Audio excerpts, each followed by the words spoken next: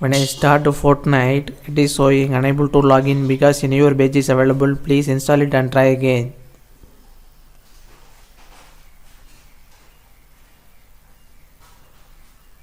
Solution: select the Fortnite game, press the options button in the controller, check for update.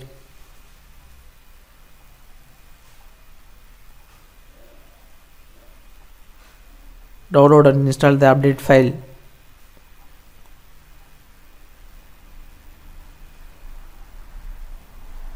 After downloading and install the update file, you can log in successfully into Fortnite.